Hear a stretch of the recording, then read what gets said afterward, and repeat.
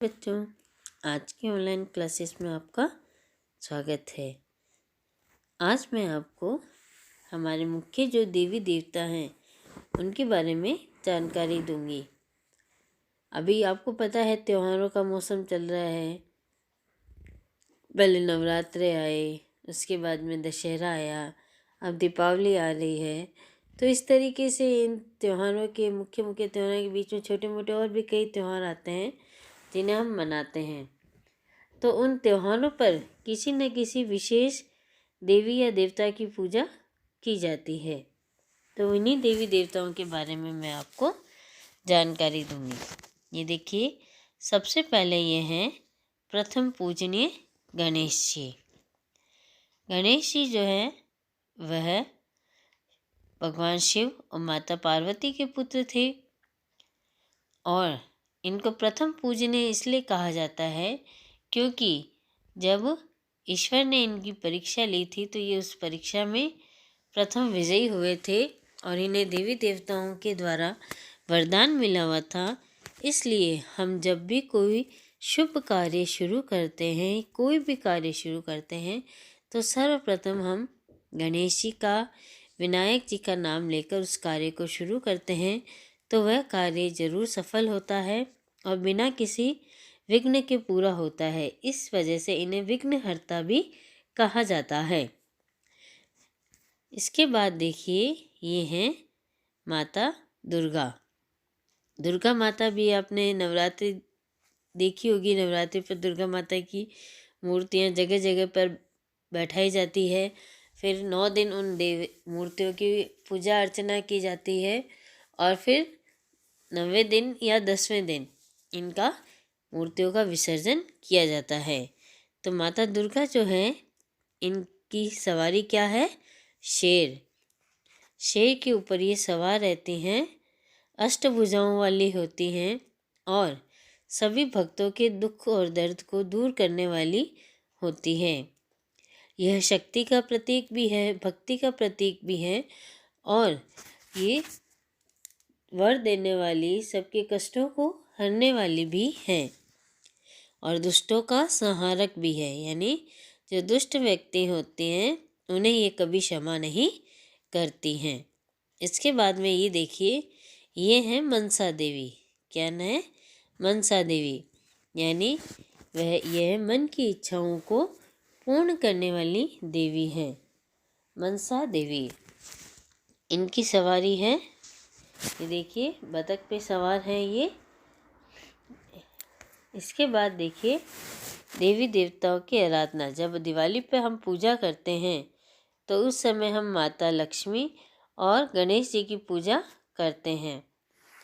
तो अभी दिवाली का त्यौहार आ ही रहा है, तो आप सब अपने अपने घरों पर देखेंगे, घरों में आपकी पूजा के समय गणेश जी और लक्ष्मी जी के चित्र को दीवार पे लगाकर फिर उनकी पूजा अर्चना की जाती है। तो लक्ष्मी जी और गणेश जी की पूजा एक साथ कब की जाती है? तो दिवाली के दिन। इसके बाद में ये देखिए, इनकी पूजा हम रोज़ अपने विद्यालय में करते ही हैं, जिसे विद्या की देवी भी कहा जाता है। कौन है ये आपको पता है ना? ये हैं माता सरस्वती। माता सरस्वती जो है वो हमेशा श्वेत वस्त्रों को धारण किए हुए रहती हैं। इनके हाथों में वीणा होती है, ये दिख रही है आपको। ये संगीत की देवी भी है और विद्या की देवी भी है और दूसरे हाथ में इनके पुस्तक रहती है और श्वेत पुष्प पे ये विराजमान रहती हैं। ये देखिए, श्वेत कमल दिख रहा है ना आपको? ये श्वेत कमल यानी श्वेत पुष्प पे ये भी विराजमान रहती हैं। तो ये हैं विद्या की देवी, संगीत की देवी माँ सरस्वती, जिसकी पूजा हर विद्यालय में की जाती है। ये हैं सबके चिर परिचित भगवान हनुमान जी। हनुमान जी को तो सभी जानते होंगे ना। ये इनका वेशभूषा, इनकी जो शारीरिक बनावट है वो बंदर के समान है और इनकी पूंछ भी होती है और हाथ में इनके क्या रहता है? घोटा। इस घोटे के माध्यम से ये सभी दुष्टों का संहार करते हैं और ये भगवान राम के प्रिय और अनन्य भक्त हैं। ये देखिए इनकी छाती पे भी एक बार जब इनसे इनकी भक्ति की परीक्षा लेनी चाही, तब इन्होंने अपनी छाती को चीर कर बताया था कि देखिए मेरे हृदय के अंदर भी भगवान राम और सीता जी का चित्र ही अंकित है। तो इसलिए ये चित्र इसी बात को हमें बताता है कि हनुमान जी थे वो भगवान राम के अनन्य सबसे परम और सबसे प्रिय भक्त थे। ये देखिए राम और सीता जी हनुमान जी के हृदय में विराजमान हैं। ये हैं भगवान कृष्ण जो कि प्रेम का प्रतीक है। ये अपने जीवन में सभी भक्तों को प्रेम से प्रेम पूर्वक रहने का संदेश देते हैं। दुष्टों के संहारक भी हैं, लेकिन जहाँ तक हो सके ये प्रेम और शांति से कार्य करने में विश्वास रखते हैं। इसीलिए भगवान कृष्ण को प्रेम का प्रतीक माना गया है। भगवान कृष्ण के हाथों में देखिए ये है मुरली। जब भगवान कृष्ण मुरली बजाते थे तो सब गोपियाँ जो थी, सारे ग्वाल बाल थे, पेड़ पौधे, पशु पक्षी सब अपनी सुध बुध भूल जाते थे और मुरली की मधुर धुन में खो जाते थे। तो इस तरीके से ये अपनी मुरली की धुन के माध्यम से सभी जीवों में प्रेम का भाव जागृत करते थे। तो ये हैं भगवान श्री कृष्ण। ये देखिए श्री कृष्ण भगवान और राधा जी और गैया, इनको गोवत्सल भी कहा जाता है क्योंकि ये खुद एक ग्वाले का रूप धरकर इस धरती पर अवतरित हुए थे और गायों के बीच ही रहे थे। तो गाय जो थी वो इन्हें विशेष स्नेह था गायों से, इस वजह से इन्हें गोवत्सल गोपालक भी कहा जाता है। इसके बाद में ये हैं, अब जानते हैं इन्हें, ये कौन है जिनके वाहन थे मोर? याद आया? ये हैं भगवान गणेश जी के भाई कार्तिकेय। भगवान शिव जी और माता पार्वती के पुत्र कार्तिकेय। कार्तिकेय का वाहन कौन सा है? ये देखिए कार्तिकेय के वाहन है मोर। इसी मोर पर बैठकर कार्तिकेय और गणेश जी के बीच में पृथ्वी की परिक्रमा करने की शर्त लगी थी और उसमें ही भगवान गणेश जी ने अपने माता पिता को बैठाकर उनकी 7 बार परिक्रमा करी थी और विजयी हुए थे। और तब से ही भगवान गणेश जी को प्रथम पूजनीय माना जाता है। और कार्तिकेय की भी अपने विशेष महत्व है। ये भी एक वर देने वाले और दुष्टों का संहार करने वाले देवता हैं। इसके बाद में ये हैं शनिदेव। कौन है? शनिदेव।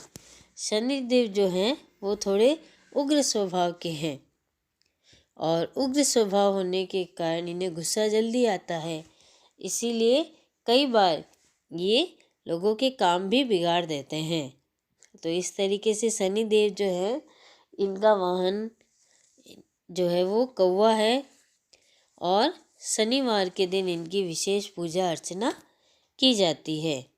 इसके बाद ये देखिए ये हैं भगवान श्री राम, जिनके बारे में तो हम सभी जानते ही हैं।